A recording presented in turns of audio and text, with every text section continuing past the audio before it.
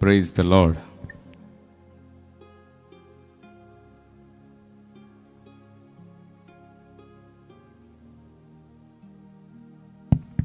Praise the Lord. Right. దేవునికి మహిమ కలుగునుగాక. స్తుతించిన ప్రతిసారి చెయ్యెత్తి స్తోత్రం చేయడం అలవాటు చేసుకుందాం. ఆమేన్. మీకు తెలుసా, ఒక అద్భుతమైన విషయం చెప్తాను స్తుతి గురించి. మనకు వాక్యం అర్థమవుతున్న కొలది మనం చెయ్యెత్తి బిగ్గరగా స్తోత్రం చేయడం అలవాటు చేసుకోవాలి. అలా అలవాటు చేసుకోవడం ద్వారా 2 లాభాలు ఉన్నాయి. మొదటి లాభం, మీకు వాక్యం అర్థమవుతున్న కొలది, దేవుడు అర్థమవుతున్న కొలది మీరు మనసారా చెయ్యెత్తి స్తోత్రం చేస్తున్నప్పుడు సాతానుకు అర్థమవుతుంది మీకు దేవుడు అర్థమవుతున్నాడని. ఆమేన్. దేవుడు ఎవరికి అర్థమవుతారో వారి మీద సాతాను అధికారం చేయడానికి భయపడతాడు. నేనంటాను, మీ తల మీద అభిషేకం ఉన్నా, మీలో వరములున్నా సాతాను మీకు భయపడకపోవచ్చు. ఎందుకంటే మన దగ్గర కంటే వాడి దగ్గర ఉన్న శక్తి సామర్థ్యతలు అధికము. వాడు పరలోకములో అభిషేకించబడ్డ కెరూబుగా ఉండేవాడు. వాడు ఈ లోకాధికారి. పరలోకంలో ఉన్నటువంటి మహాదూతలెందరో వాడితో పోరాడినా గెలవడం సాధ్యం కానంత బలవంతుడై ఉన్నాడంట. కాబట్టి మీ తల మీద ఉన్న అభిషేకము, వరములు వాడిని భయపెట్టలేవు. మనకు దేవుడు అనుగ్రహిస్తున్న వరము, అభిషేకము అవి ఆయుధాలు. సామాన్యులమైన మానవుడు కూడా అసామాన్యమైన కార్యములు, శూరకార్యములు చేయడానికి దేవుడిస్తున్న సామర్థ్యత, బలమే అభిషేకము, వరము. అవి ఉన్నంత మాత్రాన సాతాన్ని మనం భయపెట్టలేము. మీకు తెలుసా, దేవుని జ్ఞానము, దేవుని సత్యము, దేవుని వ్యూహము, పరలోక చట్టము, పరలోక న్యాయం ఎవరికైతే అర్థమవుతుందో వారి ముందు సాతాని పప్పులేమి ఉడకవు. కాబట్టి వాడు భయపడతాడు. సత్యం ఎరిగిన వారికి సాతాను భయపడతాడు. ఎందుకంటే వారిని మోసం చేయడం వాడి వల్ల కాదు. కాబట్టి వాక్యం అర్థమవుతున్న కొలది, సత్యం అర్థమవుతున్న కొలది మనసార చెయ్యెత్తి స్తోత్రం చేయాలి. వాడికి అర్థం కావాలి మనకు దేవుడు అర్థమవుతున్నాడని. రెండవ విషయం, మనమందరం కలిసి చెయ్యెత్తి స్తోత్రం చేసినప్పుడు ఇంకొక మేలు జరుగుతుంది మనకి. మన మధ్యలో చాలామంది ఎంత చెప్పినా సిగ్గుపడుతూ, మొహమాట పడుతూ, దేవుణ్ణి స్తుతించడానికి ఇబ్బంది పడుతూ ఉండే తమ్ముళ్ళు, చెల్లెళ్ళు ఉంటారు. మీరు ఎప్పుడైతే చెయ్యెత్తి స్తోత్రం చేస్తారో ఈ గుంపులో వారు కూడా చెయ్యెత్తి స్తోత్రం చేయడం అలవాటు చేసుకుంటారు. మీ స్తుతి మరికొందరికి స్తుతి నేర్పిస్తుంది. కాబట్టి స్తోత్రం చేద్దాం. సంఘము స్తుతించుట మంచిది. హృదయములో దేవుని పట్ల ఎంత ప్రేమ, కృతజ్ఞత నిండుతుందో అంతగా మనం స్తుతిస్తాం. మౌనంగా ఉండలేం. కాబట్టి ఇప్పటి నుండి మీకు వాక్యం అర్థమవుతున్న కొలది మనసారా స్తోత్రం చేయండి. బిగ్గరగా స్తోత్రం చేయండి. నేను దైవజనుడిగా, దేవుని అభిషేకాన్ని మోస్తున్నవాడిగా, దేవుడు పంపినవాడిగా, దేవుడు వాడుకుంటున్నవాడిగా, దేవుని ఆలోచన అర్థం చేసుకుని పంచుతున్నవాడిగా నేను చెప్తున్నాను. ఈ వేదిక మీద నుండి మీరు సిగ్గుపడక, మొహమాట పడక, వాక్యాన్ని గణపరచడానికి ఇష్టంగా స్తోత్రం చేసిన ప్రతిసారి అపవాది మీ స్వభావములో నుండి, మీ కుటుంబములో నుండి, మీ నుండి దూరంగా పోవునుగాక. ఆమేన్. నేను చాలా పెద్ద మాట అన్నాను. ఈ సభలో మీరు వచ్చినందుకు సాతాను మీకు దూరంగా వెళ్ళిపోయే ఒక గొప్ప సామర్థ్యత మీ సొంతమైతే మీ జీవితాన్ని మీరు గెలవడానికి అది ఎంతో సహాయపడుతుంది. కాబట్టి మౌనంగా ఉండకండి, మొహమాట పడకండి, సిగ్గుపడకండి. మనసంతటితో మన తండ్రిని, మన దేవుణ్ణి స్తోత్రం చేద్దాం. మనసంతటితో ఇష్టంగా పదే పదే స్తోత్రం చేద్దాం. స్తుతి చేయడం అలవాటు ఉన్నవారు, స్తుతి చేయడానికి సిద్ధపడిన సైనికులు అనేకులు స్తుతి చేసేటట్లు నేర్పించాలి. దేవునికి స్తోత్రం. చుట్టూ ఉన్న మనం స్తోత్రం చేసినప్పుడే మధ్యలో ఉన్న అనేకులు దేవుని చేత కదపబడతారు.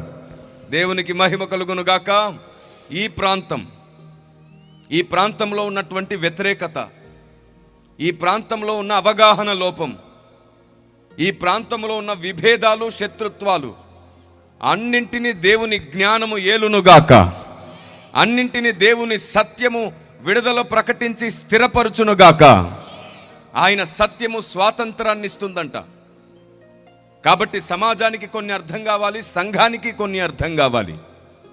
మొట్టమొదటి విషయం సమాజానికి అర్థం కావాలి, క్రైస్తవుడు మతం మార్చడు అని. మొట్టమొదటి విషయం సమాజానికి అర్థం కావాలి, క్రైస్తవుడు ఏ సాంప్రదాయాలు మార్చడు అని. అవును, ఆచారము సాంప్రదాయాలు మార్చడం, మతం మార్చడం క్రైస్తవుడి బాధ్యత కాదు, దేవుడు క్రైస్తవుడికి ఇచ్చిన కర్తవ్యము కాదు. మనం ఏ మతము మార్చొద్దు, ఏ ఆచారాలు మార్చొద్దు, ఏ సాంప్రదాయాలు మార్చొద్దు. క్రైస్తవుడికి ఇవ్వబడ్డ ముఖ్యమైన 3 బాధ్యతలు, కర్తవ్యాలు. 3. 1, సత్యమై ఉన్న, నిజమై ఉన్న, సృష్టికర్త అయిన దేవుణ్ణి తెలుసుకోవాలి, ఆయన్ని ప్రకటించాలి. 2, ఆయన్ని ప్రాణంగా ప్రేమించాలి. 3, ఆయనకు నచ్చిందే చేస్తూ ఈ భూమి మీద బ్రతికేయాలి. Praise the Lord. క్రైస్తవుడికి 3 ముఖ్యమైనవి. మొదటిది, నిజమైన, సత్యమై ఉన్న, సృష్టికర్త అయిన దేవుణ్ణి తెలుసుకోవాలి, ప్రకటించాలి. 2, ఆయన్ని ప్రాణంగా ప్రేమించాలి. 3, ఆయనకు నచ్చినట్లే బ్రతికి జీవించాలి. ఇదే క్రైస్తవ్యం. ఇందులో ఆచారం లేదు, ఇందులో మతం లేదు, ఇందులో సాంప్రదాయము లేదు. కానీ సమాజానికి క్రైస్తవుడు అపార్థమయ్యాడు. మనం ఆచారాలు సాంప్రదాయాలు మార్చేవారిగా అనేకులకు బాధ కలుగుతుంది. ఎందుకంటే క్రైస్తవ్యం అనగానే పైరూపమే మారుతున్నట్లుగా లోకం భావిస్తుంది. అయితే మీ అందరికి ఒక చిన్న ఇన్ఫర్మేషన్ ఇస్తున్నాను. ఇప్పటి వరకు ఏ మతం ద్వారా కానీ, ఏ కులం ద్వారా కానీ, ఏ రాజకీయ పార్టీ ద్వారా కానీ, ఏ సేవా సంస్థ ద్వారా కానీ, చివరికి పోలీస్ వ్యవస్థ ద్వారా కానీ దొంగలు, వ్యభిచారులు, నరహంతకులు, శాడిస్టులు, పేకాటగాళ్ళు, మంత్రగాళ్ళు తమ జీవితాన్ని పూర్తిగా మార్చుకున్న దాఖలాలు లేవు. ఒకవేళ మారినా వారెవరిని మార్చిన దాఖలాలు లేవు. కానీ ఇదిగో, ఈ బైబిల్ పట్టుకుని ఎందరో దొంగలు మారారు, వ్యభిచారులు మారారు, నరహంతకులు మారారు, శాడిస్టులు మారారు, పేకాటగాళ్ళు మారారు. బ్రతుకులను మార్చిన గ్రంథం ఇది. నేనే చెబుతున్నాను, మతం మారకండి, కులం మారకండి, ఆచార సాంప్రదాయాలు మార్చుకోకండి. సత్యమై ఉన్న దేవుని తెలుసుకోండి, మారు మనస్సు పొందండి, ఆయనకు నచ్చింది చేస్తూ బ్రతకండి చాలు. మీరు ఎక్కడున్నారనేది ప్రశ్న కాదు, మీరు ఏం నమ్ముతున్నారన్నది ప్రశ్న అవుతుంది. మీరు ఏం మార్చుకున్నారు లేదు అనేది ప్రశ్న కాదు, మీరు మారు మనసు పొందారా లేదా అనేది ప్రశ్న అవుతుంది. మీరు ఏ మతంలో ఉన్నారు, ఏ కులంలో ఉన్నారు, ఏ ఆచార సాంప్రదాయాల్లో ఉన్నారనేది ప్రశ్న కాదు, ఆయనకు నచ్చింది చేస్తున్నారా లేదా అనేది ప్రశ్న. ఆ మాటకొస్తే ఈ లోకంలో ఎన్నో ఆచారాలు సాంప్రదాయాలు మనుషులు తమకు తామే కల్పించుకున్నవే కానీ దేవుడు స్వయంగా ఇచ్చిన ఆచార సాంప్రదాయాలు లేవు ఈ భూమి మీద. నేను దాదాపుగా 612 గ్రంథాల మీద స్పష్టమైన పరిశోధన చేసి 16 గ్రంథాలను క్రైస్తవ సమాజానికి, క్రైస్తవేతర సమాజానికి కూడా ఆలోచన అందించడానికి ముద్ర వేసి, ఆ పరిశోధన అనుభవంతో, స్పష్టమైన ప్రార్థనా గది అనుభవంతో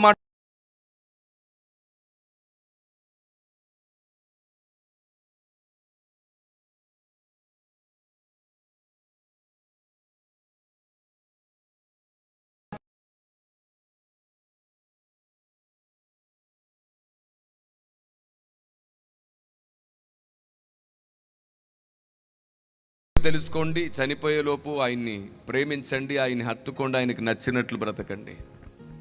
ఇదే ప్రస్తావన నేను చేస్తున్నప్పుడు ఒక స్వామీజీ గారు నన్ను అడిగారు,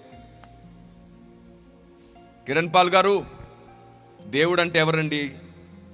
సత్యదేవుడు, సత్యదేవుడు, సత్యదేవుడు అని మీ వీడియోలో చాలాసార్లు అంటారు, ఎవరు సార్ ఆ సత్యదేవుడు అని అడిగారు. అప్పుడు నేను చెప్పాను, వెలుగై ఉన్న దేవుడు, నిజమై ఉన్న దేవుడు, అందరికి ఒక్కడై ఉన్న దేవుడు, అందరి పాప విమోచకుడై ఉన్న దేవుడు, బలిని నైవేద్యములు కోరువాడు కాదు, తానే అందరి కొరకు బలి అయ్యే దేవుడు, తల్లిలా తండ్రిలా ప్రేమించే దేవుడు, పాపిని నశింపజేసేవాడు కాదు, పాపాన్ని నశింపజేసేవాడు. ఆయన పేరు నజరేయుడైన యేసు. ఆయన పేరు నజరేయుడైన యేసు. ఆధారాలు ఏమిటి సార్ అన్నారు ఆయన. అప్పుడు చెప్పాను నేను, ప్రతి దేశంలో దేవుణ్ణి గుర్తించడానికి కొన్ని గుర్తులు ఉన్నాయి, కొన్ని ఆధారాలు ఉన్నాయి. అందుకు నేను ఒక పుస్తకం రాశాను, దాని పేరు ప్రపంచమంతటా నిజదేవుని ముద్ర. ప్రపంచంలో ఉన్న ప్రతి దేశంలో దేవుని గుర్తులున్నాయి. దేవుణ్ణి గుర్తించడానికి కావలసిన గుర్తులున్నాయి. ఒక చిన్న ఉదాహరణ చెప్తాను. అనేక గ్రంథాలలో దేవుడు ఉన్నాడని నేను చెప్పట్లేదు, క్రీస్తు అనేక గ్రంథాల్లో ఉన్నాడని నేను చెప్పట్లేదు. రక్షకుణ్ణి గుర్తించడానికి గుర్తులు అనేక గ్రంథాల్లో ఉన్నాయని చెప్తున్నాను. నేను అనేక దేశాల్లో ఉన్నాయని చెప్తున్నాను. ఎలాగో తెలుసా? మీకు జ్ఞాపకం ఉందా?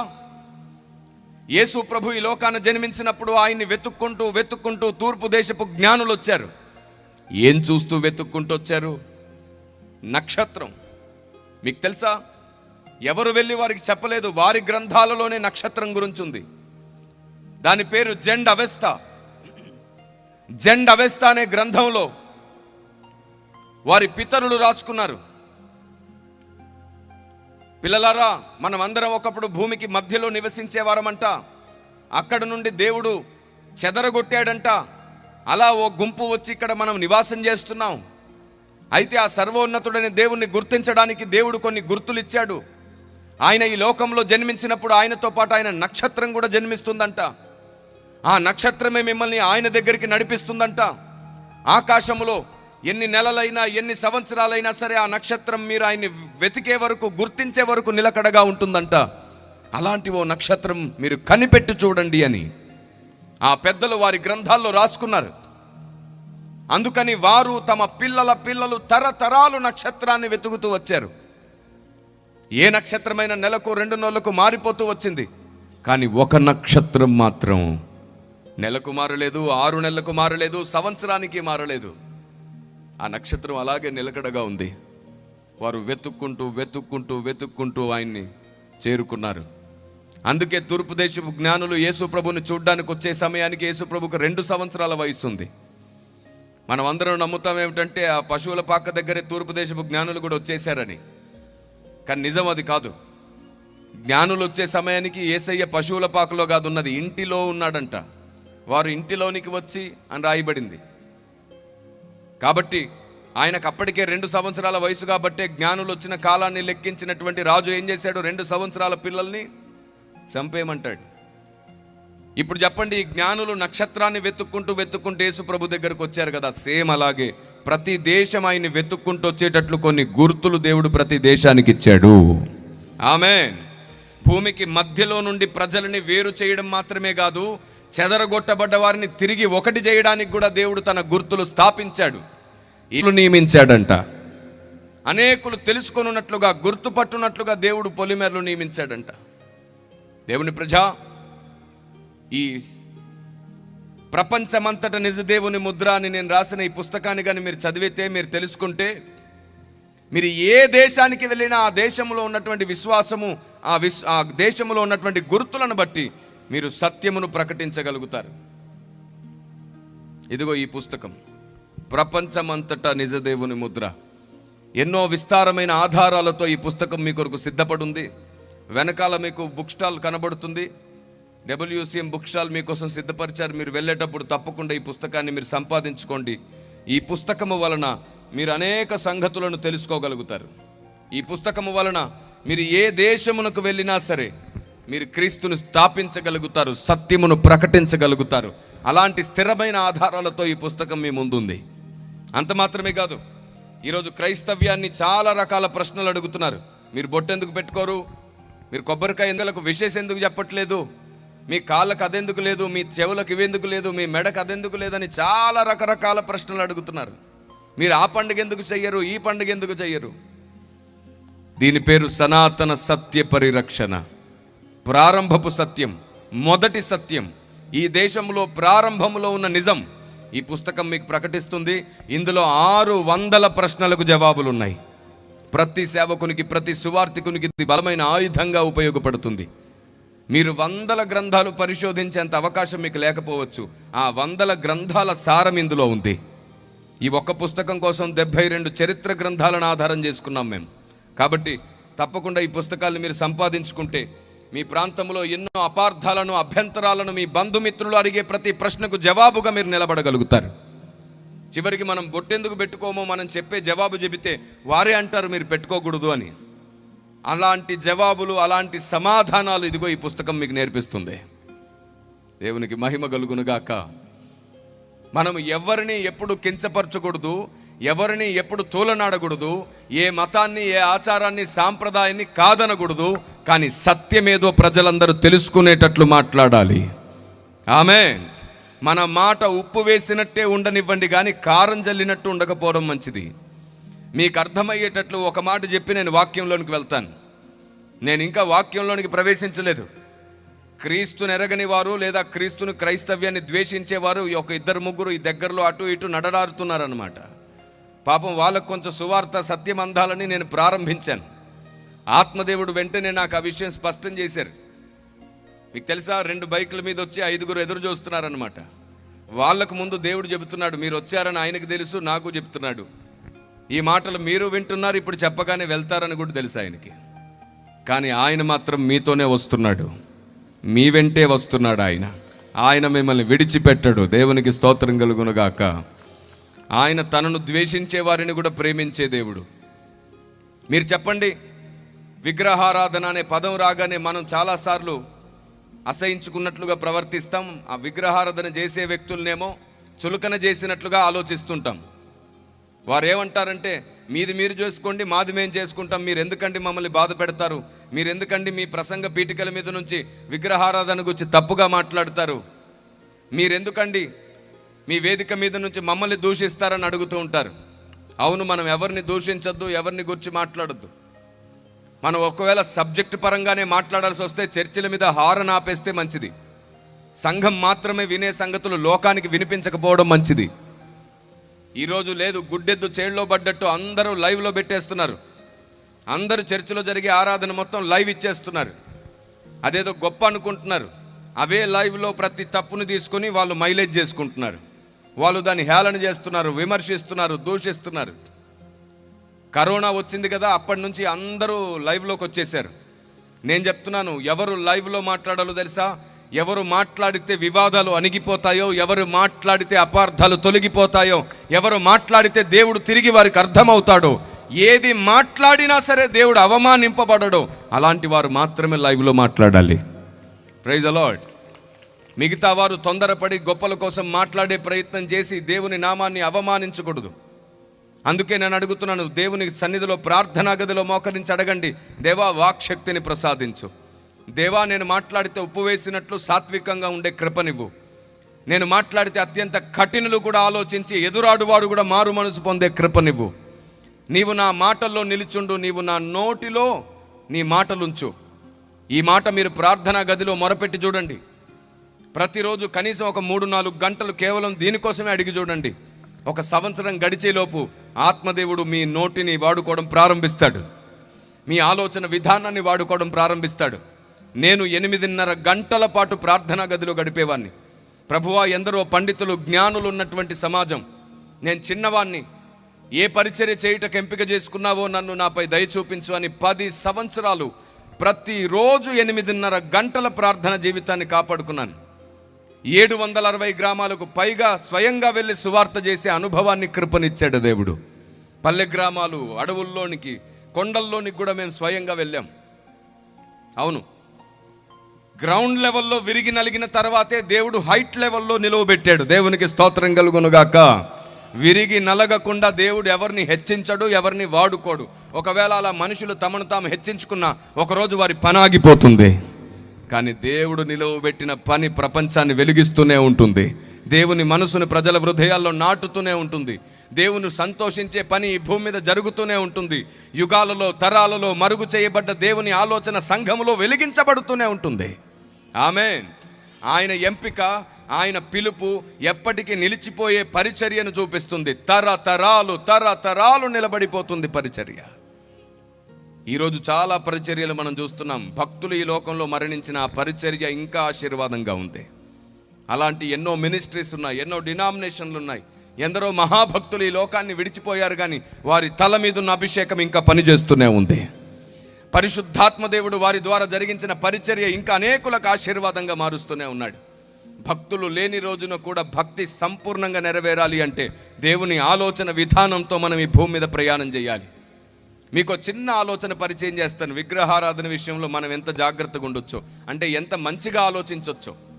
ఎవరిని కించపరచక, ఎవరిని అవమానించక, దాని గురించి ఎప్పుడు తప్పుగా మాట్లాడకుండా ఉండాలంటే, మీరు మీ బంధువులు స్నేహితులు అడిగినప్పుడు కూడా మీరు సరిగ్గా సమాధానం చెప్పాలంటే, ఈ మాట మీ మనసులో మీ మదిలో పెడతాను వినండి. మీరు ఎప్పుడైనా మీ పిల్లలకు బొమ్మలు కొనిపెట్టారా? ఇదిగో పని చేద్దాం, అవునైతే ఇలా కనండి, పోనీ కాదైతే ఇలా కనండి, నేను ఏది అడిగినా సరే అలా ఉండిపోకండి, ఓకే? అయితే అవును లేదా కాదు. మీరు మీ పిల్లలకు బొమ్మలు కొనిపెట్టారా? కొనిపెట్టారు కదా. ముఖ్యంగా ఆడపిల్లలకు కొనిపెట్టారా? కొనిపెడతాం కదా. కొనిపెట్టకపోతే వారు ఊరుకోరు, కొనిపెట్టినాక కూడా ఊరుకోరు.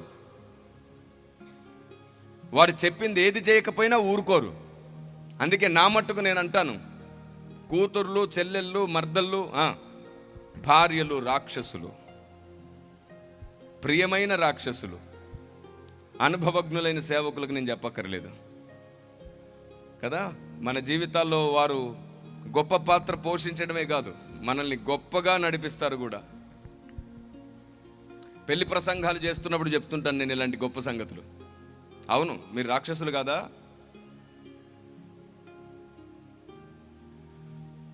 ఈ జేబు ఖాళీ చేయాలన్నా మీరే, ఈ పొట్ట నింపాలన్నా మీరే. ఏ ఇంట్లోనైనా సరే ఎవరి మాట ఎక్కువ చెల్లుతుంది? చెల్లెలు ఉందనుకోండి, అన్న చెల్లెలి మాటే వినాలి. భార్య ప్రియమైందనుకోండి, భర్త ఇంకంతే, ఆవిడ మాటే.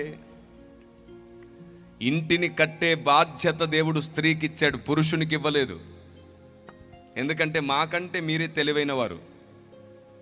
అదేంటి సార్ అంత మాట అనేశారు? స్త్రీ బలహీనమైన ఘట్టం, అది కేవలం బాబు శరీరానికి సంబంధించింది, మనసుకు సంబంధించింది. కానీ వారి వ్యక్తిత్వం మనకంటే గొప్పది. మీరు చెప్పండి, ఇప్పటి వరకు ఎవరైనా సరే భార్య చనిపోయినాక దిగులతో చనిపోయిన భర్తల్ని చూసాం, కానీ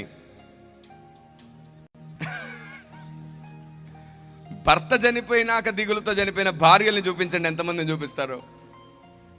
భార్య చనిపోయిన దిగులుతో చనిపోయిన భర్తల్ని నేను చాలా మందిని చూపిస్తాను. భర్త చనిపోయాడనే దిగులుతో చనిపోయిన భార్యలను మనం ఒకరిద్దరిని తప్ప పెద్దగా ఎవరిని చూపించలేము. ఈవిడ బ్రతికి, పిల్లల్ని బ్రతికించి, పిల్లల్ని ప్రయోజకుల్ని చేసి, గొప్పోళ్ళని చేసి, వాళ్ళ మనవల్ని మనవరాళ్ళని ఎత్తుకునే వరకు బతుకుంటుంది. ఏమయ్యా వెళ్ళిపోయావా అంటది, అంతే. మధ్యలో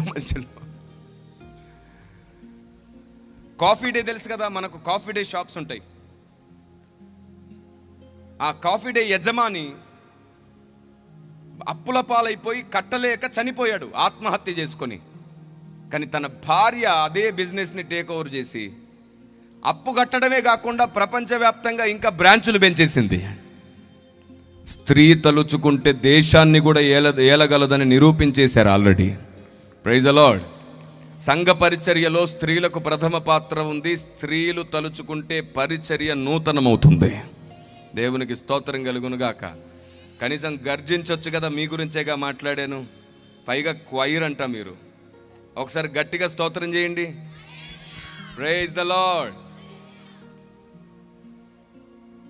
మా WCM పరిచర్యలో కూడా స్త్రీకి పెద్దపీట వేస్తాం మేము. ఎందుకంటే స్త్రీ పాత్ర గొప్పది. స్త్రీ ప్రార్థన చేస్తుంది, స్త్రీ సహకరిస్తుంది, స్త్రీ సంఘంలో అనేక కుటుంబాలను పట్టించుకొని ప్రార్థించి వారిని గద్దిస్తుంది, హెచ్చరిస్తుంది, బోధిస్తుంది, బలపరుస్తుంది. సేవకుడు నిలబడాల్సిన ప్లేస్లో స్త్రీ రాక్కర్లేదు. స్త్రీ నిలబడి సాధించాల్సిన చోట స్త్రీ సాధించునుగాక. పురుషుణ్ణి దించి స్త్రీ ఎక్కక్కర్లేదు. పురుషుడు ఉండాల్సిన చోట పురుషుడుండి, స్త్రీ ఉండాల్సిన ప్రతి చోట స్త్రీ నిలబడి సాధిస్తే ప్రతి సంఘము నూతన బలం పొందుతుంది. ఆమేన్. అవును, రోధించు స్త్రీలను కనుగొనమన్నాడా పురుషులనా? ఇప్పుడు ఎవరి కన్నీరు పవర్ఫుల్, అది సంగతి. అంతేకాదు, వివాహం చేసుకున్న భర్తలకు ఏమని చెప్పాడో తెలుసా దేవుడు? జ్ఞానం చొప్పున కాపురం చేయి, లేదా నేను నీ ప్రార్థన వినను, నీ భార్యను దుఃఖపరచకు. అందుకే మేమే ఫస్ట్ క్షమాపణ చెప్తాం, సారీ తప్పైపోయింది, పొరపాటు అయిపోయింది అని. భర్తలారా, మీరెవరైనా సరే మీ సమస్యల్లో, మీ వ్యాపారాల్లో, దేంట్లో అయినా సరే మీరు ఇంకా ఎక్కువ సాధించలేకపోతున్నారు, పదే ఇబ్బంది పెడుతున్నారంటే ఒకసారి చూసుకోండి. మీ వల్ల మీ కుటుంబంలో మీ భార్యలు ఏమైనా బాధపడుతున్నారేమో. ఆ ఒక్క విషయంలో మీరు జాగ్రత్తగా ఉండి దేవుని సన్నిధిలో మీరు నడుచుకోగలిగితే సర్వోన్నతుడైన దేవుడు ఆజ్ఞ నెరవేర్చిన నిన్ను తప్పకుండా దీవించడం ప్రారంభిస్తాడు, తప్పకుండా హెచ్చించడం ప్రారంభిస్తాడు. ఆమేన్, ప్రైజ్ ద లార్డ్. సరే, స్త్రీలకు అమ్మాయిలకు మీరు బొమ్మలు కొనిపెట్టారు కదా. మీరు చెప్పండి, వాళ్ళు బొమ్మలతో ఏ విధంగా ఆడుకున్నారు? స్నానం చేయించారు, బట్టలు వేశారు, పౌడర్ వేశారు, జడ వేశారు, రిబ్బన్లు కట్టారు, క్లిప్పులు పెట్టారు, ఇడ్లీ పెట్టారు. అది తినదని తెలిసినా సరే దానికి ఓ ప్లేటు ఓ ఇడ్లీ పెట్టి అది తినట్లేదని కంప్లైంట్ ఇచ్చారు. అమ్మా అమ్మా, నా బొమ్మ ఇడ్లీ తినట్లేదమ్మా. పాపం ఆవిడ కిచెన్లోంచి పరిగెత్తుకొచ్చి, నా కూతురు పెడితే తినవా నువ్వు, బుద్ధుందా నీకంటే? అమ్మ ఏడుస్తుందమ్మా, తిట్టేసావేంటమ్మా, నువ్వు వెళ్ళు, నేను చెప్పుకుంటాను నా బొమ్మకి అని అంటే అమ్మ మురుచుకుంటూ లోపలికి వెళ్ళిపోతుంది. కొద్దిసేపటికి 2 ప్లేట్లు ఖాళీ వచ్చి, అమ్మా నా బొమ్మ తినేసింది, గుడ్ గర్ల్ అమ్మ నా బొమ్మ అంటది. మీరు చెప్పండి, మీరు ఎప్పుడైనా సరే మీ పిల్లలు బొమ్మలతో ఆడుతుంటే చిచ్చి పిచ్చిది పుట్టింది, మెంటల్ది పుట్టింది, ఆ మాట్లాడని బొమ్మతో మాట్లాడుతుంది, మాట్లాడని బొమ్మకు భోజనం పెడుతుంది, మాట్లాడని బొమ్మకు స్నానం చేస్తుంది, జీవమే లేని దానితో ఇంత పిచ్చిలాగా చేస్తుంది, అసలు నాకు పిచ్చిది పుట్టిందని ఏ తల్లిదండ్రులైనా బాధపడతారా? Yes or no? నో. ఎందుకు? నా బిడ్డ చిన్నది, ఈ సమయంలో తను ఆడుకోవడం మంచిది, తనతో నేను ఆడుకోవడం మంచిది, బొమ్మలతో ఆడుకొని పర్వాలేదు. ఒకరోజు నా బిడ్డ పెద్దదవుతుంది, తెలివైనదవుతుంది, అప్పుడు బొమ్మల్ని తానే విడిచిపెడుతుందని మీకు తెలుసు, అవునా కాదా? అలాగే ఒకరోజు నా దేశానికి సత్యం తెలుస్తుంది, బొమ్మలు విడిచిపెట్టేస్తారు, ఆత్మతో సత్యముతో దేవుణ్ణి ఆరాధిస్తారు. అప్పటి వరకు ప్రేమిద్దాం. దేవుడు లోకమును ఎంతో, నువ్వు ఇంత కూడా ప్రేమించట్లేదే. దేవుడు ఎంతో ప్రేమిస్తే నువ్వు ఇంత కూడా ప్రేమించట్లేదు. అమ్మమ్మో అది విగ్రహార్థన, అమ్మమ్మో ఇది విగ్రహార్థన, అది మా వాళ్ళు కాదు, మీ వాళ్ళు కాదు. ఎక్కడి నుంచి దాపురించింది ఈ వ్యవస్థ? సాతాను వలన కలిగిన దౌర్భాగ్యం ఇది. అది యూదులకు సంబంధించినటువంటి ఆచార సాంప్రదాయం. మనము ఎలాంటి ఆచార సాంప్రదాయాల్లో దేవుడు మనల్ని నిలవబెట్టలేదు. మనకు కర్తవ్యాలు, బాధ్యతలు ఇచ్చాడు. బూది గంతములకు వెళ్ళమన్నాడు. నువ్వు ఎక్కడికి వెళ్ళినా, ఎవరి దగ్గరికి వెళ్ళినా ఏది నిన్నంటుకోదు. ఎందుకంటే నీలో ఉన్నవాడు లోకంలో ఉన్నవాని కంటే గొప్పవాడయ్యాడు. ఆయన నీలో మండుతున్నాడు, నువ్వు మండుతున్న దీపమయ్యావు. నువ్వు ఎక్కడికి వెళ్ళినా ఏది నీ మీద దాడి చేయదు. ఎందుకంటే నువ్వు నిత్యము ప్రార్థనతో కదులుతావు, నువ్వు కదిలే స్తంభానివవుతావు. కానీ ఒక్కటి మాత్రం నిజం, నువ్వు ఎక్కడికైనా వెళ్ళు, ఎవరి చావుకైనా వెళ్ళు, ఎవరి పెళ్ళికైనా వెళ్ళు, ఎవరి ఫంక్షన్కైనా వెళ్ళు, కానీ ఒక కండిషన్, నువ్వు ముట్టకూడదు ఒకటి ఉంది, నువ్వు తినకూడదు ఒకటి ఉంది. ఆ ఒక్క కండిషన్లో జాగ్రత్తగా ఉంటే చాలు. ఏదైనా ఒక రూపానికి బలిగా అర్పించింది కానీ, నైవేద్యంగా సమర్పించింది కానీ, అది శిలువ ముందైనా యేసు ప్రభు ఫోటో ముందైనా నిషిద్ధమే. వారు అడుగుతారు, అప్పుడు వారికి చెప్పండి, నేను క్రీస్తు దీక్షలో బ్రతుకుతున్నాను, క్రీస్తు నిష్ఠలో బతుకుతున్నాను అని. భారతదేశం నిష్ఠ, దీక్ష అనే పదానికి విలువిస్తుంది. నువ్వేం చెప్తావు? మారు మనసు, సమర్పణ, నీకే తెలీదు, వాళ్ళకేం తెలుస్తుంది? కాబట్టి తెలిసే భాష, తెలిసే పదం వాడండి, అపార్థాలు తొలగిపోతాయి. మనకు నచ్చిన భాషతో, నచ్చిన పదంతో మనం ఏం సాధించలేం. చిన్న పిల్లవాడు స్కూల్కి వచ్చినప్పుడు పిహెచ్డి స్టూడెంట్ అయినా, పిహెచ్డి టీచర్ అయినా సరే ఏం చేస్తాడు? పిల్లోడితో దిగి వచ్చి వాడికి అర్థమయ్యే భాషలో మాట్లాడాల్సి వస్తుంది, అర్థమయ్యే భాషలో బోధ చేయాల్సి వస్తుంది. జలము తాగుము అంటామా ఎల్కేజీ స్టూడెంట్ని? లాల కావాలా, తువ్వ కావాలా అంటుంటాం. ఎవరైనా నిన్ను చూస్తే అప్పుడు ఎలా ఉంటుంది? సంతోషపడతారు. చిన్నపిల్లలు అంటే ఎంత ఇష్టం అండి, చిన్నపిల్లల్లాగే మాట్లాడుతూ ఆడుతున్నారు అని. అలాగే సర్వోన్నతుడైన దేవుడు కూడా మనుషులకు అనుకూలంగా ఈ భూమి మీద దిగి వచ్చి మాట్లాడే దేవుడు ఆయన. ఆమేన్. మనకు అర్థమయ్యే పదాలు అందించే దేవుడు ఆయన, మనకు అర్థమయ్యేటట్లు మాట్లాడే దేవుడు. ఇప్పటికే ఎన్నో అపార్థాలు సమాజంలో ఉన్నాయి. దానిని ఒక్కొక్కటిగా త్వరగా పెకలించకపోతే, తొలగించకపోతే ఏర్పరచబడ్డవారు ఇంకా మోసగించబడుతూనే ఉంటారు. అందుకే WCM మేము ఒక అద్భుతమైన సంకల్పాన్ని కలిగి ఉన్నాం. దేశం కొరకు 1,00,000 మంది సైనికులు, దేశం కొరకు 1,00,000 మందిని తయారు చేస్తున్నాం. ప్రతి సేవకుడికి యెహోషువ లాంటి, ఎలీషా లాంటి ఒక 5గురు ఉండాలి. మేము సేవకులను తయారు చేయట్లా. ఈ 1,00,000 మందిలో సేవకులు కాదు వీళ్ళు. ఈ 1,00,000 మందిలో జ్ఞానముగా ప్రతి ప్రశ్నకు పౌలు వలె సాత్వికంగా జవాబు చెప్పగలిగిన ప్రార్థనా వీరులు ఈ 1,00,000 మంది సైనికులు. ఏ ప్రశ్న ఎదురైనా, అది రాజ్యాంగము నుండైనా, దేవుని గ్రంథము నుండైనా, సమాజం నుండైనా, బంధువు నుండైనా, అది ఏ ప్రశ్న అయినా సరే నిలకడగా నిలిచి మాట్లాడగలిగే వివేకము, జ్ఞానము, పైనుండి వచ్చు జ్ఞానముతో నింపే ప్రయత్నం జరుగుతుంది. ఆమేన్. ఇప్పటికే మేము ప్రారంభించేసాం. 2 సెమినార్లు అయిపోయాయి. చాలామంది సేవకులు తమ పిల్లలతో, యవనస్తులతో వచ్చి నేర్చుకున్నారు. ఒకసారి అయితే ఒక పెద్ద ఆయన వచ్చాడు, 86 సంవత్సరాలంట ఆయనకి. మీరెందుకండి ఇక్కడ దాకా వచ్చారు అనంటే ఆయన ఏమన్నాడు తెలుసా? నేను నా సేవా జీవితంలో కూడా చాలాసార్లు తెలియక మిస్టేక్గా మాట్లాడిన సందర్భాలు ఉన్నాయి. చావులకు వెళ్ళకండి, ఫంక్షన్లకు వెళ్ళకండి అని నేను మాట్లాడాను. నా వల్ల ఎంతమంది బంధువులు, శత్రువులై క్రీస్తుని ద్వేషించుంటారో నాకు తెలుసు. కాబట్టి నేను నేర్చుకోవాలనుకుంటున్నాను. చనిపోయేలోపు నేను ఇంకొందరికి నేర్పిస్తాను. నేను గ్రామాలు తిరగలేకపోవచ్చు, కానీ తిరిగే వారికైతే నేర్పించగలను. నా కింద 40 మంది సేవకులు ఉన్నారన్నాడు ఆయన. ఆయన వచ్చి ఆ రోజు సెమినార్లో ఉదయం నుంచి సాయంత్రం వరకు కూర్చొని నేర్చుకున్నాడు. అప్పుడు అన్నాను నేను ఆయన్ని వెళ్ళేటప్పుడు, మీరు వయసులో చాలా పెద్దవారు, తల నెరిసిన వారు, కుదిరితే ఒక్కసారి నా మీద చెయ్యుంచి దీవిస్తారా, నాకు ప్రార్థన చేస్తారా అంటే ఆయన అన్నాడు, నీ తల మీద ఉన్న అభిషేకానికి నా హస్తం నేను నీ మీద వేయకూడదు బాబు, నీ భుజం మీద చెయ్యించి నేను ప్రార్థిస్తాను, ఇలా రా అని చెప్పి భుజం మీద చెయ్యించి ప్రార్థించి హత్తుకొని చెప్పాడు, నేను చనిపోయే వరకు నీ కోసం ప్రార్థిస్తూనే ఉంటాను అని. ఆమేన్. మన స్థాయి ఎంత పెద్దదైనా కానివ్వండి, పెద్దల ప్రార్థనతోనే ఈ స్థాయి పునాదులు కట్టుకుంది. ఆమేన్. ఎంతమంది సమాజంలో భక్తులు, పెద్దలు ఉన్నారో వారి చేతి దీవెన ఎప్పుడు పోగొట్టుకోకండి. కొందరు భక్తులు ఈ లోకాన్ని విడిచి వెళ్ళక మునిపే తప్పకుండా వారి వలన దీవెన పొందండి. ఇస్సాకు మృతి పొందక ముందు తన 2 పిల్లలు దీవెన కోసం ఆరాటపడ్డారు, జ్ఞాపకం ఉందా? అలాగే భక్తులు మృతి పొందక ముందు వారి వలన దీవించబడ్డానికి పరిశుద్ధాత్మ దేవుడు ప్రేరేపించునుగాక మిమ్మల్ని. వారి వలన దీవెన పొందునట్లుగా వారి ముందు మీరు జాగ్రత్త పడి నడుచుకుందురుగాక. దేవునికి స్తోత్రం కలుగునుగాక. మీకు తెలుసా, మీ సేవకుడు కొన్నిసార్లు మీకు మహాజ్ఞానములు, మహామర్మములు బోధించలేకపోవచ్చేమో, కానీ మీ సేవకుని హస్తము మీ మీదకి వస్తే మీ జీవితము గొప్పగా వెలిగించబడుతుంది, ఆశీర్వదించబడుతుంది. జ్ఞానము, సత్యము నేర్చుకునేటట్లు మార్గములు తెరవబడతాయి. ఆమేన్. ఎలీషా అంటాడు, అయ్యా ఈ దాసుని కన్నులు తెరువు అని. అలాగూ మీ సేవకులు చేసే ప్రార్థన వల్ల మీ కళ్ళు తెరవబడి మీరే జ్ఞానమును వెతుక్కోగలుగుతారు, మీరే జ్ఞానము తెలుసుకోగలుగుతారు. కాబట్టి గుర్తుంచుకోండి, సేవకుల చేతి దీవెన నిత్యము నీకు మార్గములు తెరుస్తూనే ఉంటుంది. Praise the Lord. కాబట్టి సమాజానికి ఎన్నో విషయాలు అపార్థమయ్యాయి. కారణం ఏంటో తెలుసా?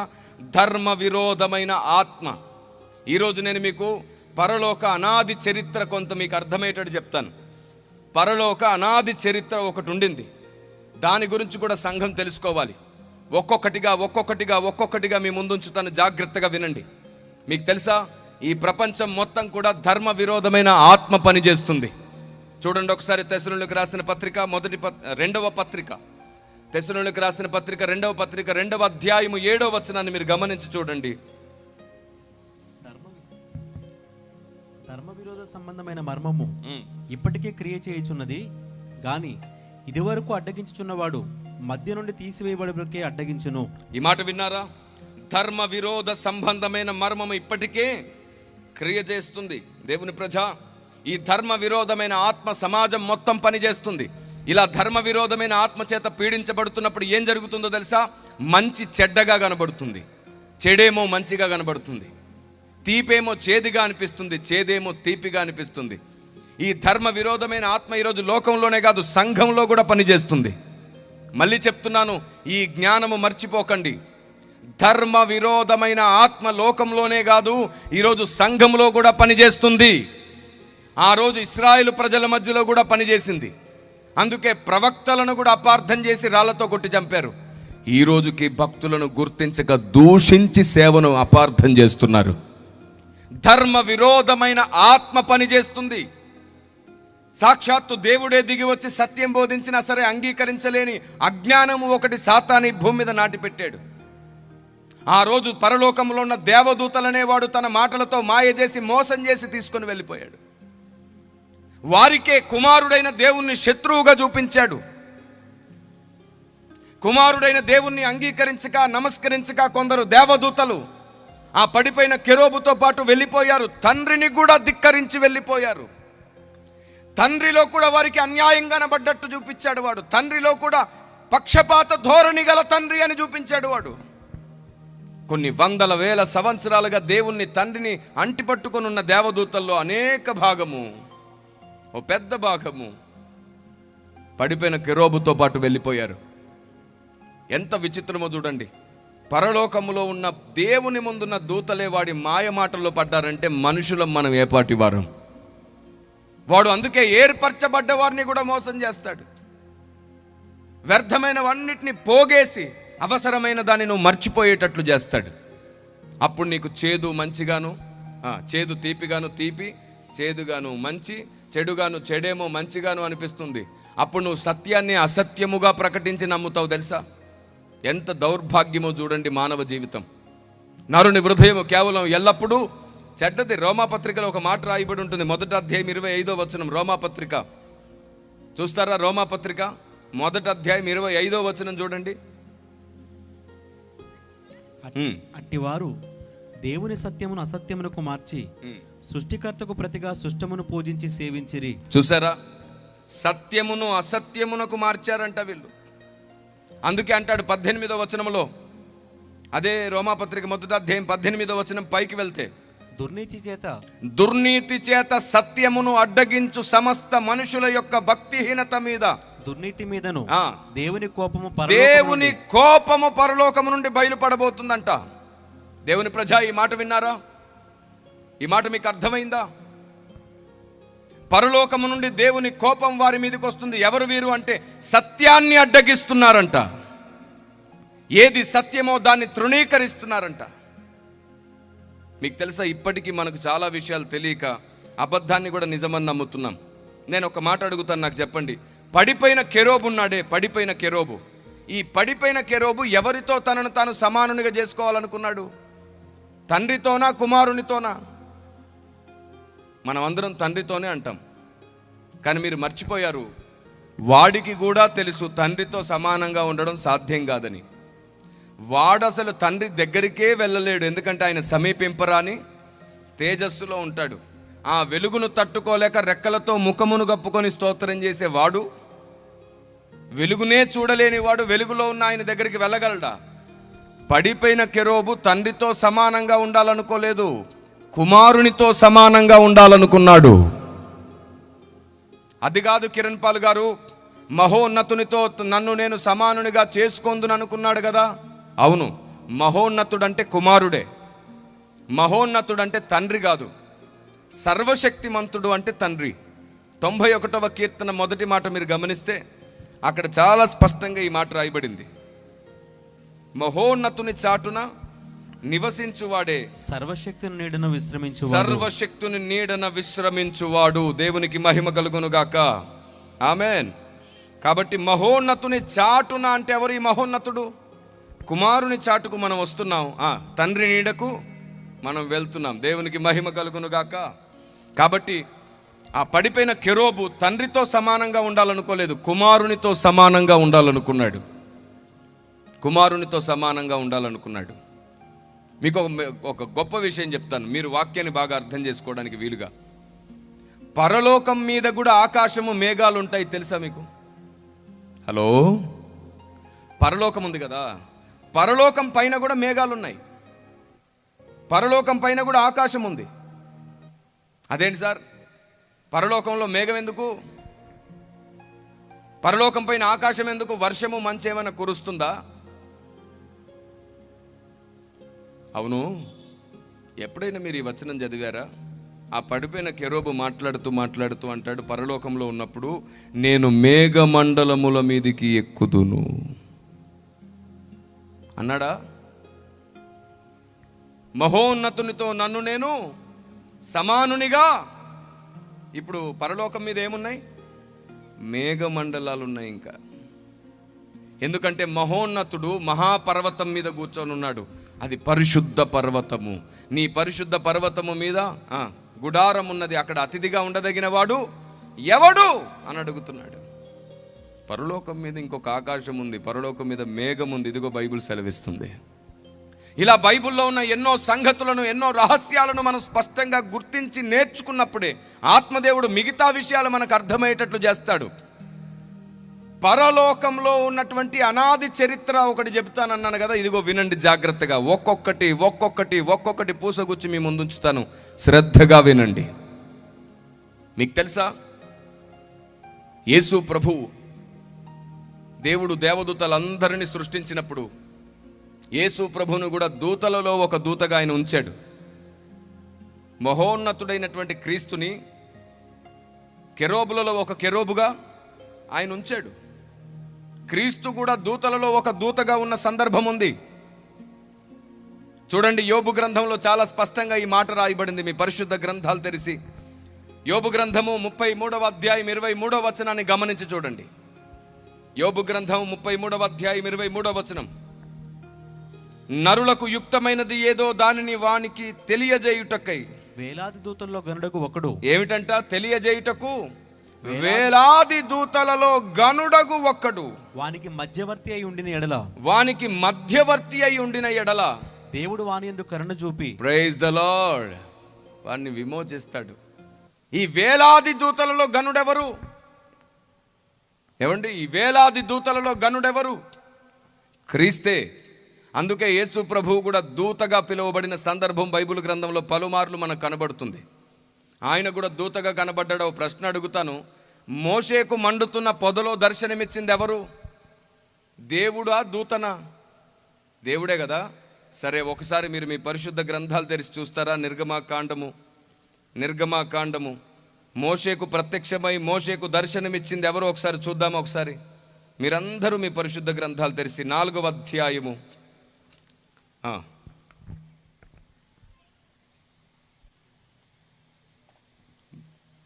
3వ అధ్యాయము 2వ వచనము.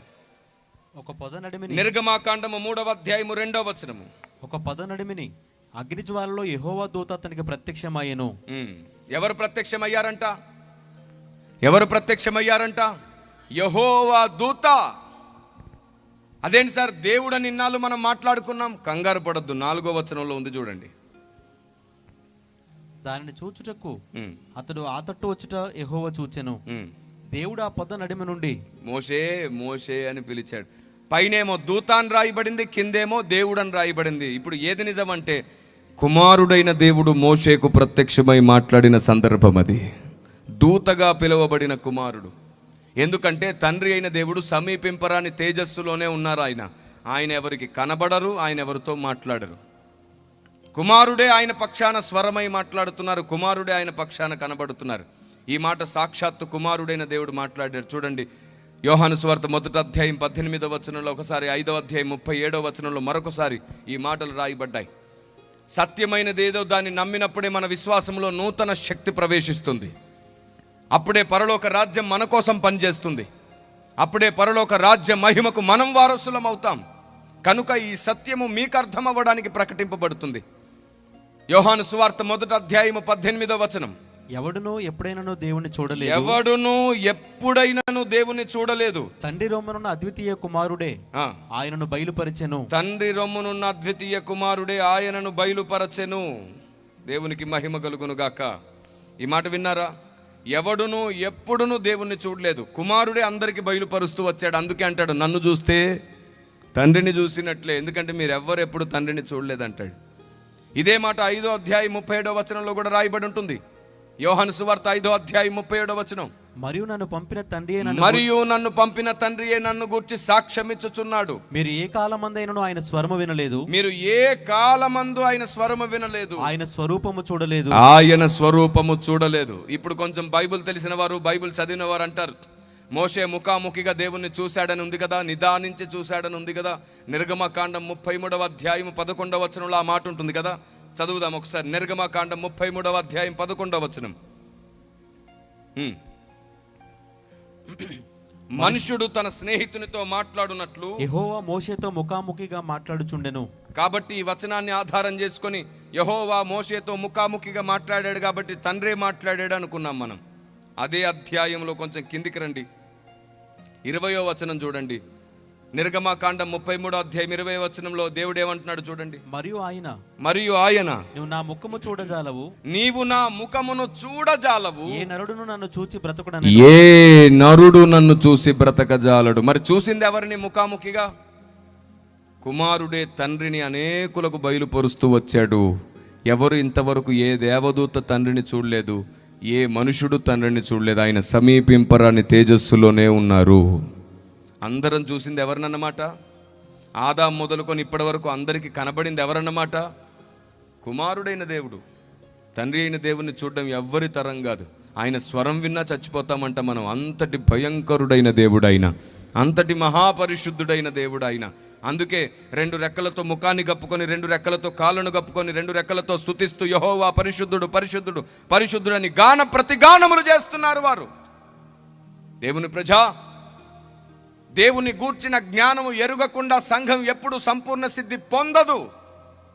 దేవుని గూర్చిన జ్ఞానమే సంఘానికి సంపూర్ణ సిద్ధినిస్తుంది. దేవుని లేఖనం, దేవుని సత్యం ఏమిటో తెలియకుండా మనం దేవుని అధిక మహిమను పొందలేం. పరలోక రాజ్యంలో ఒక మూల ఉండకూడదు, మనం అధిక మహిమలో ఉండాలి. దేవునికి స్తోత్రం కలుగునుగాక. మీకు తెలుసా, యేసు ప్రభు ఈ రోజు వరకు కూడా, ఆయన ఆరోహణమై వెళ్ళిన తర్వాత ఈ రోజు వరకు కూడా ఆయన సొంత సింహాసనంలో కూర్చోలేదు. స్టిల్ ఈ రోజు వరకు కూర్చోలేదు. ఎందుకో తెలుసా? అదేమిటి సార్ అంత మాట అన్నారు? తండ్రి కుడిపార్శ్వమున ఆయన ఆసీనుడై ఉన్నాడని ఉంది కదా, మీరు అక్కడ కూర్చోలేదన్నారేమిటి? కూర్చోలేదనలేదు, ఆయన సొంత సింహాసనంలో కూర్చోలేదు అన్నాను. మరి ఎక్కడ కూర్చున్నాడు?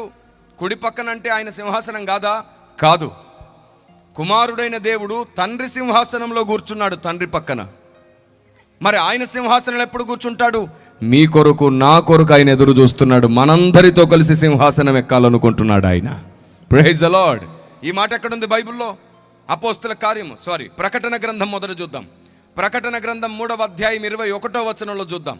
నేను జయించి నా తండ్రితో కూడా ఆయన సింహాసనమందు కూర్చున్న ప్రకారం. ఎక్కడ కూర్చున్నాడంటండి? తండ్రితో కూడా ఆయన సింహాసనమందు కూర్చుండి ఉన్న ప్రకారం. జయించు వానిని నాతో కూడా, అంటే మనతో, జయించిన వానిని నాతో కూడా నా సింహాసనమందు కూర్చుండనిత్తును. దేవునికి మహిమ కలుగునుగాక.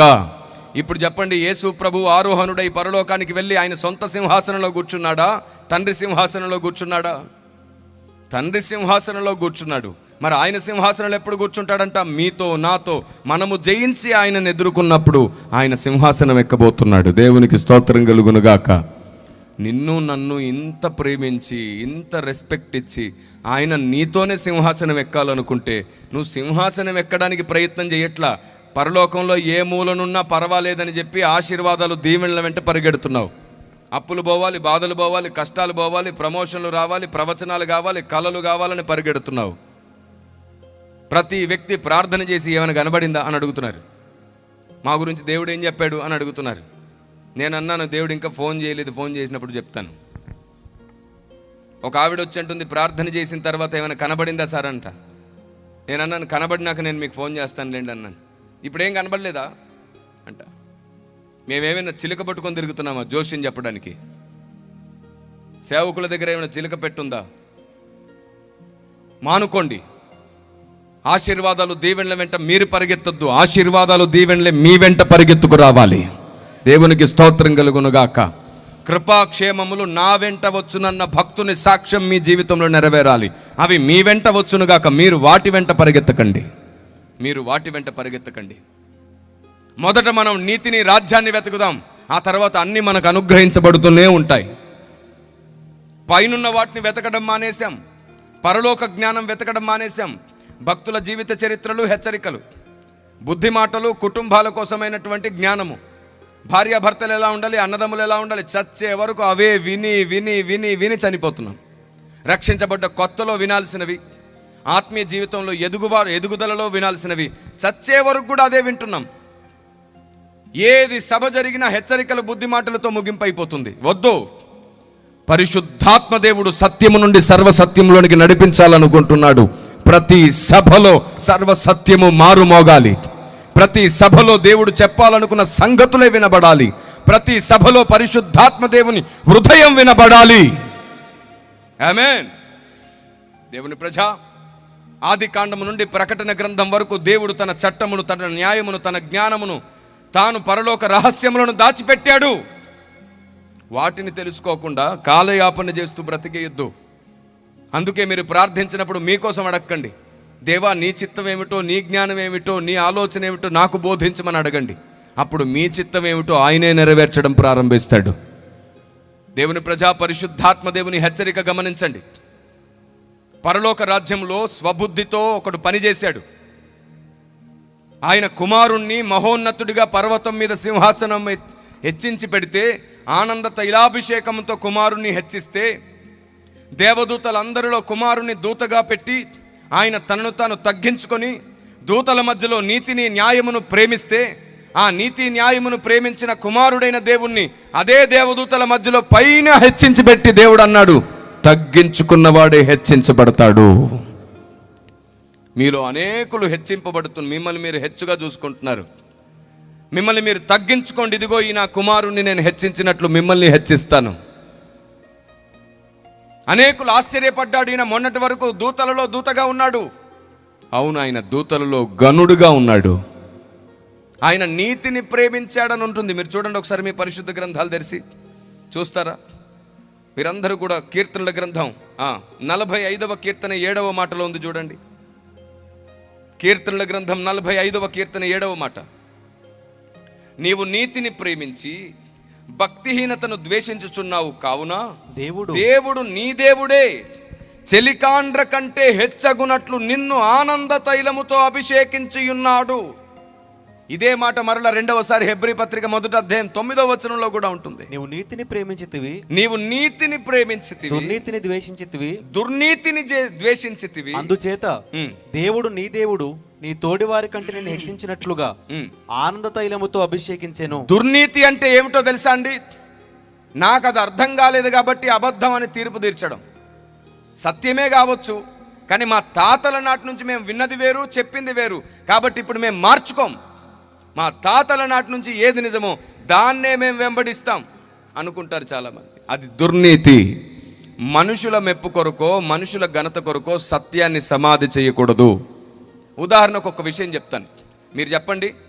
ప్రభు భోజన సమయంలో రొట్టెనెత్తుకొని కృతజ్ఞతాస్తుతులు చెల్లించి దాన్ని విరచి, ఇది మీ కొరకైన నా అన్నాడా?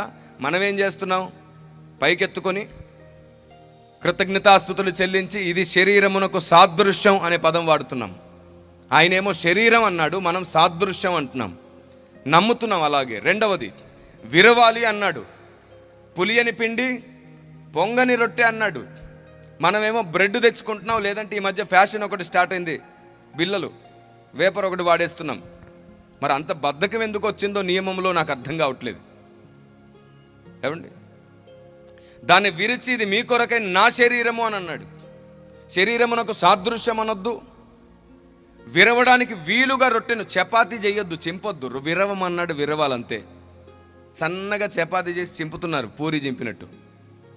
విరవమన్నాడు కాబట్టి కొంచెం లావుగా, మీరు అరిసెలు తిన్నారా? అలా కొంచెం లావుగా చేసి సన్నటి మంట మీద ఒళ్ళు దగ్గర పెట్టుకొని పొంగకుండా కాల్చి అంత భక్తిని చూపించి దానిని మనం సంఘ సమక్షంలో ఎత్తినప్పుడు సంఘమంతా చేతులెత్తి వేడగా ఆ రొట్టె ఆయన జీవము గల శరీరం అయిపోతుంది మన కోసం. Praise the lord.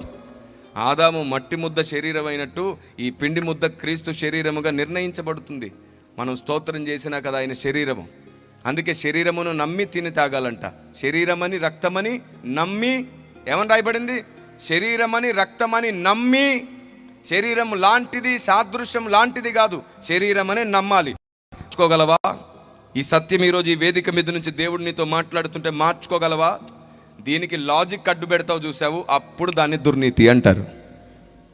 డైరెక్ట్ వచనం కనబడుతున్న దానికి లాజిక్ అడ్డు పెట్టడం దుర్నీతి. మనలో చాలా మంది చేసే పెద్ద తప్పదే. తాతల నాటి నుంచి విన్నాం కాబట్టి ఇప్పుడు మార్చుకోవనుకుంటావు, దుర్నీతది. తాతలైనా గొప్ప వాళ్ళే కానీ వారి వలన కూడా పొరపాటు జరిగే అవకాశం ఉంది. ఎందరో మహాభక్తులు, ప్రవక్తలు, అపోస్తుల వల్లే పొరపాట్లు అయ్యాయి. పొరపాట్లు అవ్వడం వారి భక్తిహీనత కాదు, మానవుడు కాబట్టి లోపం ఉంటుంది. మనం ఎవరం దేవుళ్ళం కాదు కదా. కాబట్టి మన వలన జరిగిన పొరపాట్లను తర్వాత తరంలో దేవుడు ఇంకో భక్తుని ద్వారా సరిచేస్తూ ఉంటాడు. అలా ఒకరోజు ముడత మచ్చ కలంకము లేని సంఘాన్ని సంపూర్ణంగా సిద్ధపరచాలనుకుంటున్నాడు. అందుకే నేను అంటాను, ప్రతిరోజు నేర్చుకుందాం, చనిపోయే లోపు ప్రతిరోజు మార్చుకుందాం, మనం భక్తులమైపోతాం. ప్రతిరోజు నేర్చుకోండి, ప్రతిరోజు మార్చుకోండి, మనం భక్తులమైపోతాం. ఈరోజు భక్తి అభిషేకాన్ని వరములను బట్టి ఆధారం చేసుకోకండి. ఈరోజు భక్తి దేవుని సత్యమును జ్ఞానమును బట్టి ఆధారం చేసుకోండి. దేవుడే నీకు కావలసింది ఇస్తాడు. ఆమేన్. అద్భుతాలు ఆశ్చర్యాల వెంట మీరు పరిగెత్తకండి. సమయోచితమైన ఆశ్చర్యము దేవుడు మీకు చేస్తాడు. ఎందుకంటే ఆయన అడిగి ఊహించిన దానికంటే అధికముగా ఇవ్వగలిగిన దేవుడు. నువ్వు అడగక మునిపే నీ అక్కర్లు తీర్చడానికి సిద్ధంగా ఉన్న దేవుడు ఆయన. ఆమేన్.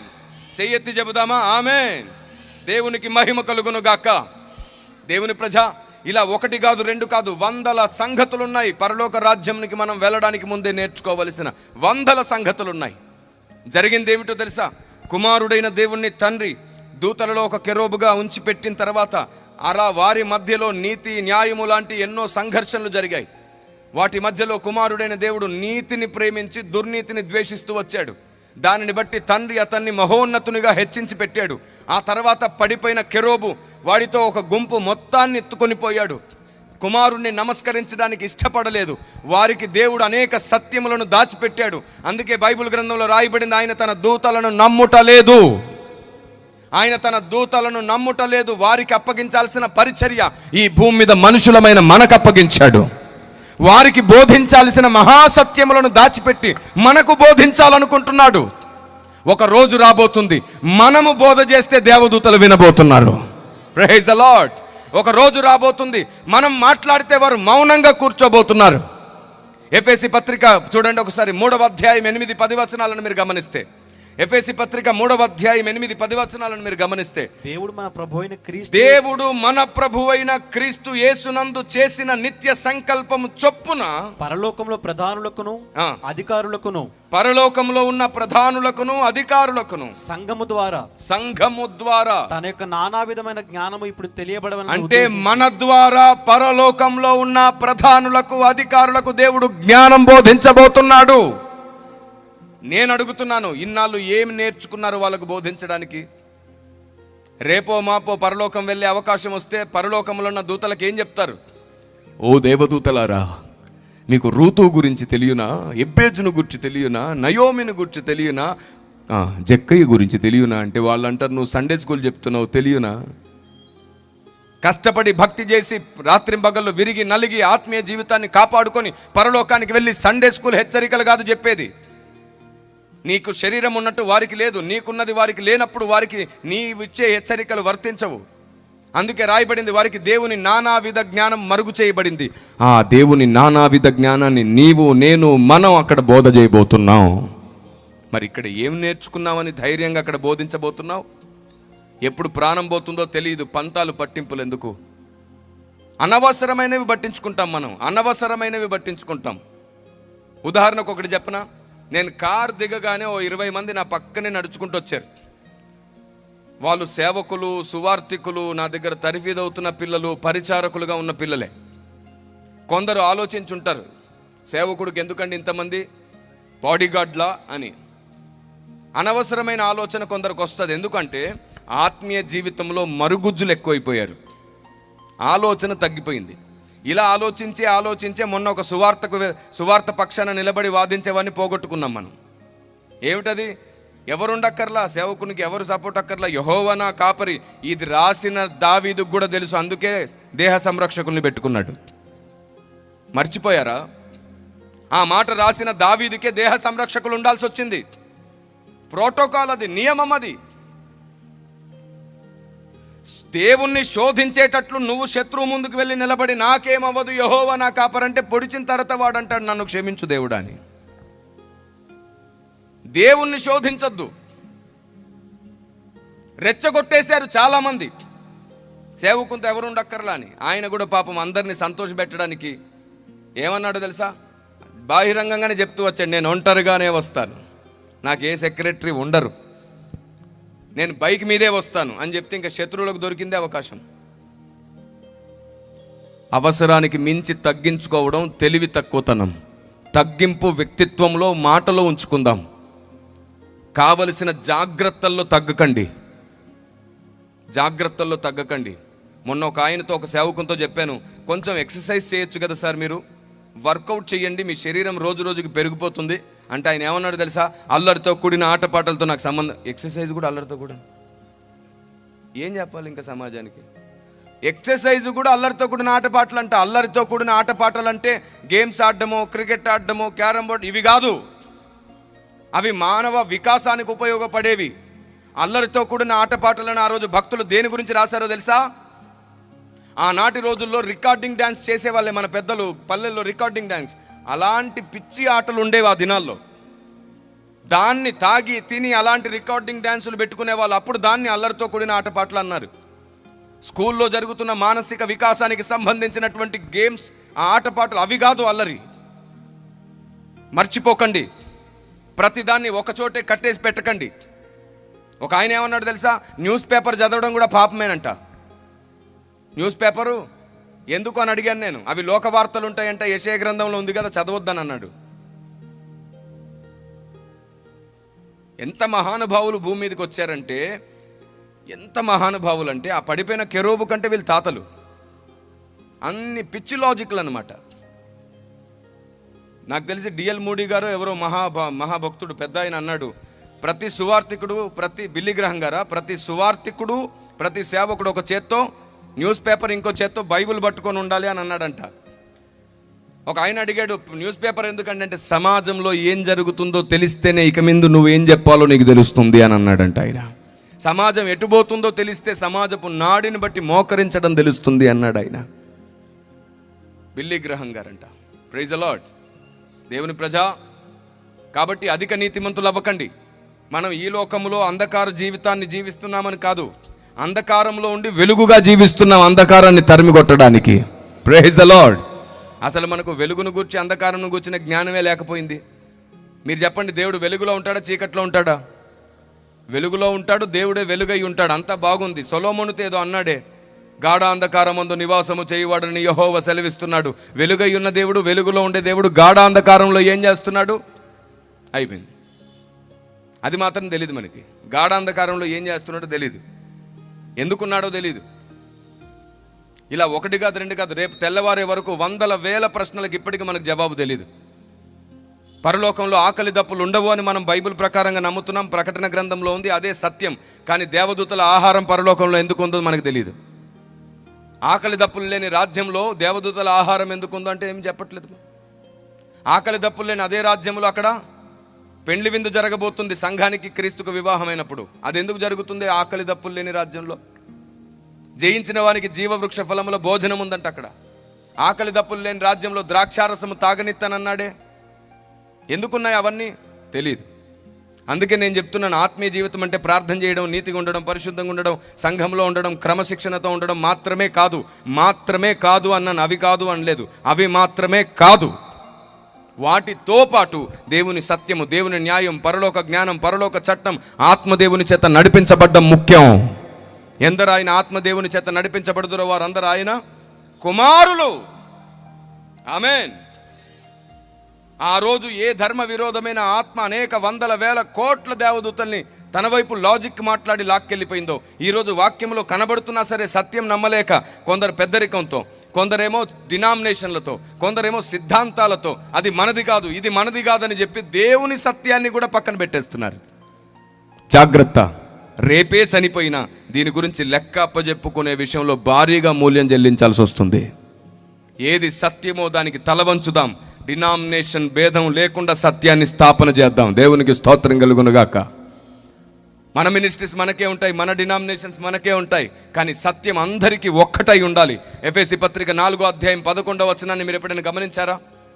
ఎఫెసీ పత్రిక 4వ అధ్యాయం 11వ వచనంలో ఈ మాట రాయబడింది. మనమందరము. ఎవరంట? అందరము. ఎవరికి మినహాయింపు లేదు, మనమందరము. విశ్వాస విషయములోను దేవుని కుమారుని గురించిన జ్ఞాన విషయంలోను ఏకత్వము పొంది. ఏం పొందాలి?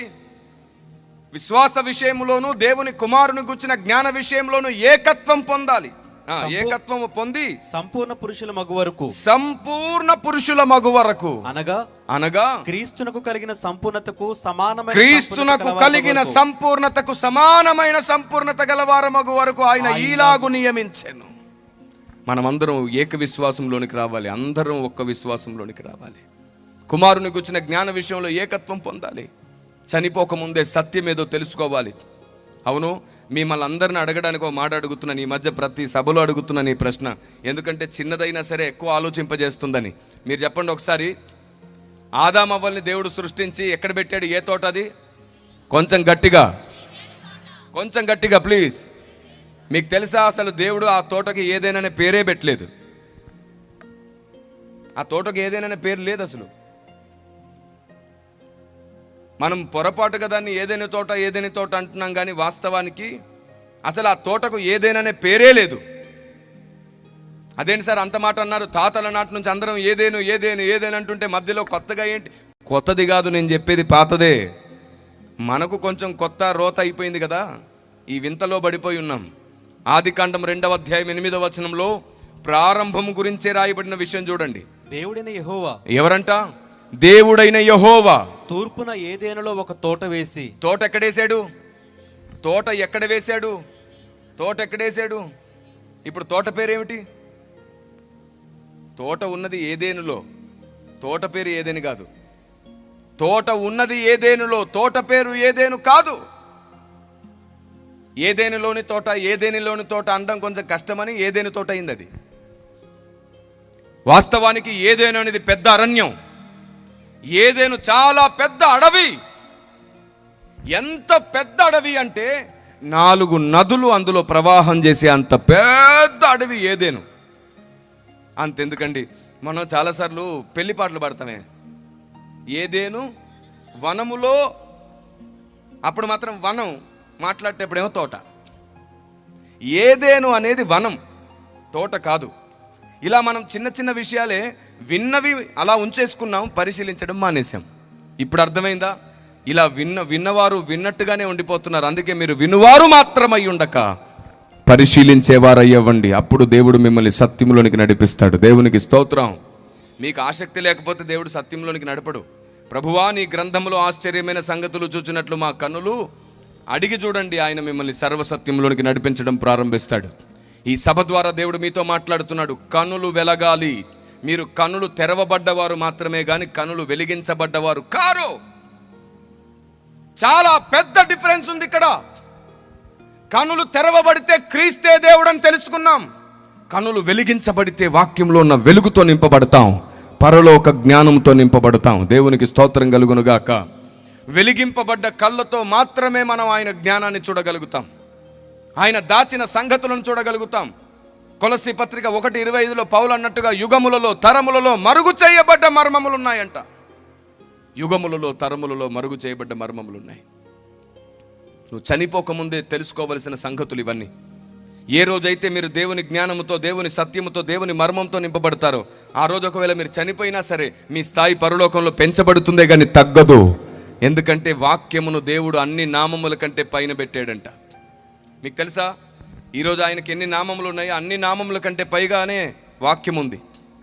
అదేంటి సార్, అన్ని నామముల కంటే యేసు నామమే కదా పైన అంటావేమో. కానీ దేవుడు ఏం చేశాడంటే ఆయన నామములన్నింటికంటే పైగా వాక్యాన్ని పెట్టాడు. ఇది ఎక్కడుంది? కీర్తన 138వ కీర్తన 2వ మాటలో రాయబడి ఉంటుంది.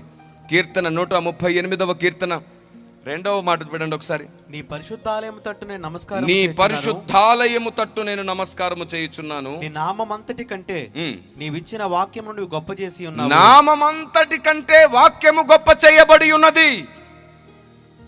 గొప్ప చేయబడి ఉన్న వాక్యమును మనం నేర్చుకోవాలి. యుగ యుగాలుగా దాచబడ్డ దేవదూతలకు కూడా తెలియకుండా దాచిన సంగతులను దేవుడు మనకు బోధించి వారికి బుద్ధి కలిగేటట్లు, వారికి బోధ కలిగేటట్లు మనల్ని వాడుకోబోతున్నాడు. అవును, దేవదూతలకు ఎవరు తీర్పు తీర్చబోతున్నారంట? మన ఇరుగు పొరుగు తోటి వారికే తీర్పు తీర్చడం మనకు రాట్లా. ఇప్పుడు నేను బ్రదర్ గురించి ఏమైనా ఒక మాట భోజనం చేసేటప్పుడు తప్పుగా ఎవరికైనా చెప్పాను అనుకో, కిరణ్ పాల్ గారు చెప్పారంటే కరెక్టే కావచ్చు అని నేను ఎవరికి చెప్పినా ఒక్కడు 10 మందికి కాదు 100 మందికి చెప్పేస్తాడు. అది నిజమా అబద్ధమా తెలుసుకోరు. ఈ రోగం ఎక్కువైపోయింది ఈరోజు మనకి, ఈ వ్యాధి ఎక్కువైపోయింది. దీని పేరు కుక్క స్వభావం. కుక్కల విషయమై అని అన్నాడు. కుక్క స్వభావం ఏంటంటే ఏ కుక్క ఎందుకు మొరిగిందో తెలియకుండా మిగతా కుక్కలు మొరుగుతాయి. ఈ మొరిగే స్వభావం మనకు ఉండకపోవడం మంచిది. ఎవరి గురించి ఏది చెప్పినా, ఎవరు ఏ ప్రచారం చేసినా తండ్రి దగ్గర మొరపెట్టి పడిపోయిన ప్రతి ఒక్కరిని లేపండి, ఆరిపోతున్న ప్రతి ఒక్కరిని వెలిగించండి. అప్పుడే ప్రతి సభ మిమ్మల్ని దేవుని వేదికగా మారుస్తుంది. ఆమెన్. ఈ చివరి రోజుల్లో దేవునికి అనుకూలమైన సైన్యం కావాలి. మనం దేవుని సైన్యమై నిలబడాల్సిన సమయం వచ్చింది. సంఘమా, నువ్వు సంఘమై నిలబడొద్దు, నువ్వు సైన్యమై నిలబడాలి. అప్పుడే నిన్ను దేవుడు వ్యూహిత సైన్య సమభీకర రూపిణి అని పిలుస్తాడు. కానీ ఈరోజు మనం కేవలం సంఘంగా కూడుకొని ఉంటున్నాం. మీకు చిన్న విషయం చెప్పి నేను మీకోసం ప్రార్థన చేస్తాను. మీకు తెలుసా, దాదాపుగా ఇప్పటికి 1:15 మాట్లాడుకున్నాం మనం. 1 hour 15 minutes గడిచిపోయింది. ఇంకా కొద్ది సమయం గడిస్తే 12 అయిపోతుంది ఆ తర్వాత. కాబట్టి నేను ఒక చిన్న విషయం మీతో పంచుకొని నేను మీకోసం ప్రార్థన చేస్తాను. సంఘ సహవాసము అంటే ఏంటో తెలుసా? సంఘ సహవాసము అనే మాటకు అర్థం ఏంటో తెలుసా? మనకి దీని అర్థం తెలియక మనం ఎప్పుడు మనకు నచ్చిన వాళ్ళ పక్కనే కూర్చుంటాం. సంఘంలో చాలా తప్పుడు విధానం, పొరపాటు విధానం, అమాయకత్వం. సహవాసం అంటే నీకు నచ్చిన వాళ్ళ పక్కన కూర్చోవడం కాదు. సంఘంలో ఎంతమంది ఉంటారో అంతమందితో నువ్వు ఖచ్చితంగా సహవాసం చేయాలి. ఒక వారం ఒకరి పక్కన కూర్చుంటే వచ్చే వారం ఇంకొకరి పక్కన కూర్చో. ఒక డైరీ పెట్టుకో, ఒక బుక్ పెట్టుకో. ఒకరి పక్కన కూర్చొని వాళ్ళ పేరు, వాళ్ళ ఫోన్ నంబరు, వాళ్ళ ప్రార్థన విజ్ఞాపన ఒక పేజీ మీద రాసుకో. ఆరాధన అయిపోయినాక వారు చేయబట్టుకొని వారి కోసం ప్రార్థన చేయి. ఆ వారమంతా వారిని ఫోన్ చేసి పలకరించు, వాక్యం మాట్లాడు, ఏ ముచ్చట మాట్లాడుకో, వారి కోసం ప్రార్థన చేస్తుండు. వారం తర్వాత నువ్వు ఇంకొకరితో సహవాసం చేయి.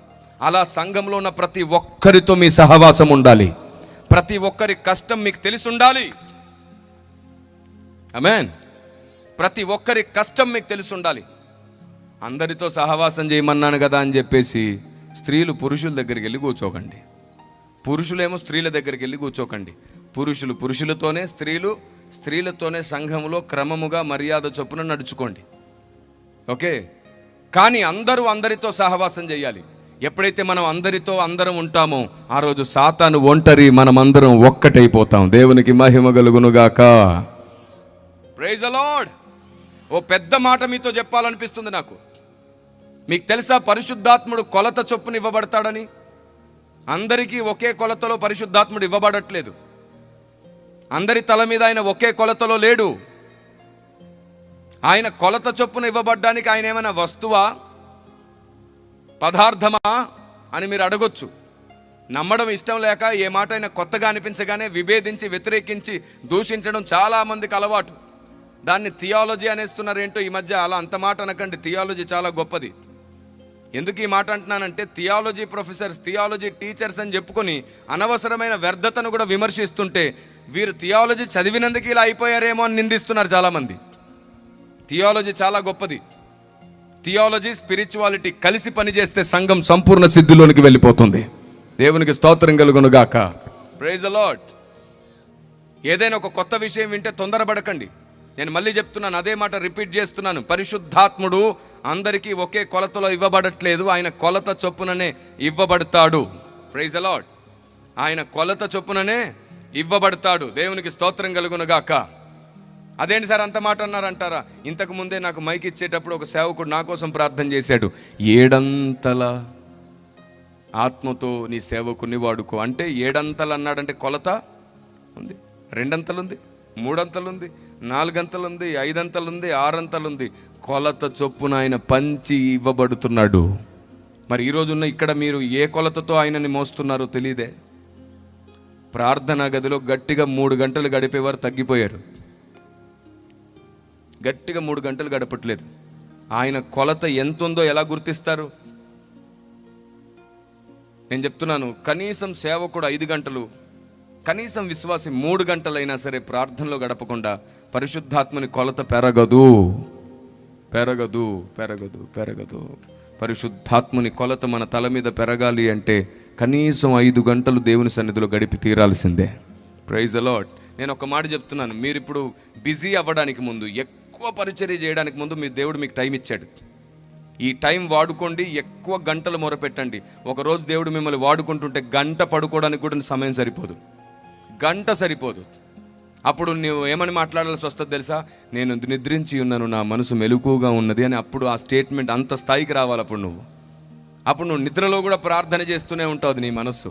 అలాంటి ఉన్నతమైన అభిషేకాన్ని పొందుతావు. అందుకే 10 సంవత్సరాలు 8.5 గంటలు మోకరించిన నేను ఈ మిగతా 10 సంవత్సరాలు దేశ విదేశ ప్రయాణాలలో నేను మోకరించడానికి నాకు అవకాశమే దొరకకపోయినా, అయినా సరే దినమునకు 1.5-2 గంటలు లేదా 2.5 గంటలు నా ప్రార్థన నేను పోగొట్టుకోను. దొరికిందంటే ఖచ్చితంగా దేవునితో గడుపుతున్నాను. 1 గంట సమయం అది ఎట్లాగో ఈజీగా గడిచిపోతుంది. ఆయనతో చిన్న చిన్న మాటలు మాట్లాడుతుంటేనే గంట గడిచిపోతుంది. ఆయనతో వాక్యంతో ముచ్చట పెడితేనే ఇంకో గంట గడిచిపోతుంది. అనేకుల కొరకు విజ్ఞాపన చేస్తే ఇంకో 2-3 గంటలు గడిచిపోతాయి. మన ఆత్మీయ జీవితంతో ఏడవడానికి ఇంకో గంట గడిచిపోతుంది. అసలు సమయమే తెలియదు. ఆయన సన్నిధిలో సమయమే తెలియకుండా గడిచిపోతూ ఉంటుంది మొరపెట్టడం ప్రారంభిస్తే. కానీ మనం ఎలా మొరపెడతామంటే, మొరపెట్టినాక గంట అయిందా అని చూసుకుంటాం. అలారం పెట్టుకొని మరీ గంట ప్రార్థించే వాళ్ళు ఉన్నారు. అరగంట అలారం పెట్టుకొని మోగ్గానే అయిపోయింది. దేవుడు నీ అరగంటని లెక్కలోకి తీసుకోవట్లే, అక్కడికి 0 అయిపోతుంది. అది ఆసక్తిగా మనసారా హృదయం అంతటితో దేవునితో మాట్లాడు. సమయం మరిచి దేవునితో మాట్లాడు. దేవునికి స్తోత్రం కలుగునుగాక. Praise the lord. ఎప్పుడు మాట్లాడినా నా కోసం మాట్లాడు, నా కోసం మాట్లాడని దేవుని అడక్కు. నీ కోసం మాట్లాడు, నేను వింటున్నానని అడిగి చూడు. దేవుడు మాట్లాడడం ప్రారంభిస్తాడు. ఒక 6 నెలలు నేను మీకు చెప్తున్నాను, నీ కోసం మాట్లాడేసయ్యా అని మాత్రమే అడగండి. ఒక 6 నెలలు. ఈ 6 నెలలు గడిచే లోపే ఆయన తన కోసం మీతో మాట్లాడడం ప్రారంభిస్తాడు. అలాంటి స్థిరమైన సంఘమై, బలమైన సంఘమై, ఎన్నో రెట్ల ఆత్మాభిషేకాన్ని మోయగలిగిన సైన్యమై మీరు, మీ ప్రాంతము, మీ సేవకులు దినదినాభివృద్ధి నొంది వర్ధిల్లుదురుగాక. ఆమేన్. ప్రభు చిత్తమై ఏ రోజైనా మరలా మనం కలుసుకునే రోజే వస్తే, ఇంతకంటే మరి విశేషమైన మిక్కిలి శ్రేష్టమైన సంగతులతో, పరలోక జ్ఞానముతో, దేవుని ఆలోచన విధానంతో నింపబడి వర్ధిల్లుదుముగాక. అలాంటి రోజు మరలా మనం కలిసే రోజే వస్తే మీరు సమృద్ధిలో కనబడుదురుగాక. ఆమెనన్న వారికి కలుగుగాక అంటారు. ఇప్పుడు నాకు తెలుసు. అలా నవ్వుతూ సంతోషంగా క్షేమంగా ఇంటికి వెళ్ళండి. తొందరపడి ప్రయాణాలు చేయకండి. కారులో వెళ్తున్నా, బైక్లో వెళ్తున్నా కొంచెం నిదానంగా వెళ్ళండి. 5 నిమిషాలే ఆలస్యం అవుతుంది నువ్వు నిదానంగా వెళ్తే. కానీ నీకేదైనా అయితే నీ జీవితం మొత్తం ఆలస్యం అయిపోతుంది. నిదానంగా వెళ్ళు, సమాధానంగా వెళ్ళు. నీ టాలెంట్ ప్రూఫ్ చేసుకోవడం కాదు డ్రైవింగ్. డ్రైవింగ్ అంటే రెస్పాన్సిబిలిటీ. మనం వెళ్ళే పని కోసం మనం భద్రంగా వెళ్ళడం, బాధ్యతగా వెళ్ళడమే కాదు, ఎదుటి వ్యక్తులకు కూడా ఏమి కాకుండా వెళ్ళడం. అదేదో రేసులో వెళ్ళినట్టు, చాలా స్టైల్గా వెళ్ళినట్టు, పక్కన కూర్చున్న వాళ్ళకు మన జ్ఞానం ఏంటో, మన టాలెంట్ ఏంటో చూపించడానికి ఈ పక్కనోడు ఆయన పక్కకి వెళ్ళాల్సి వస్తుంది. కొంచెం జాగ్రత్త.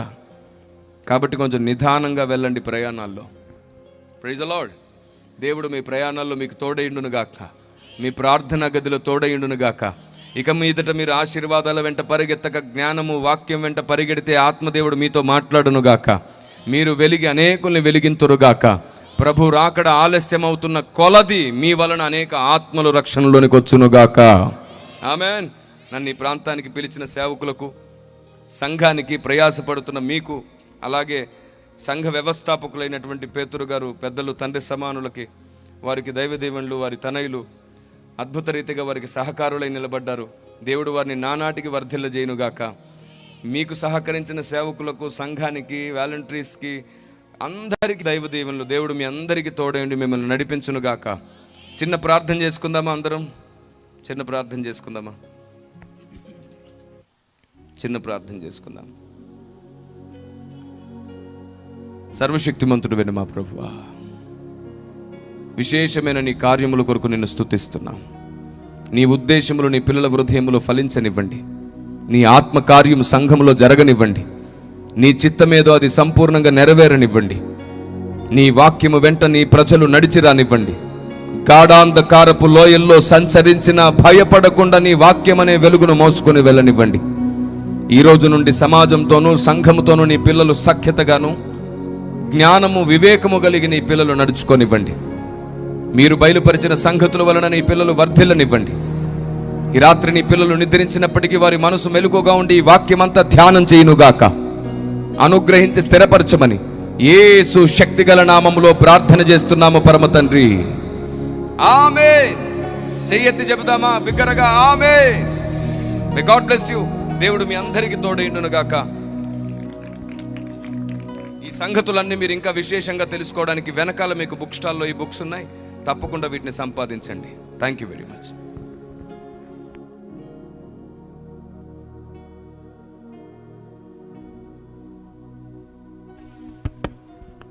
దేవునికి స్తోత్రం.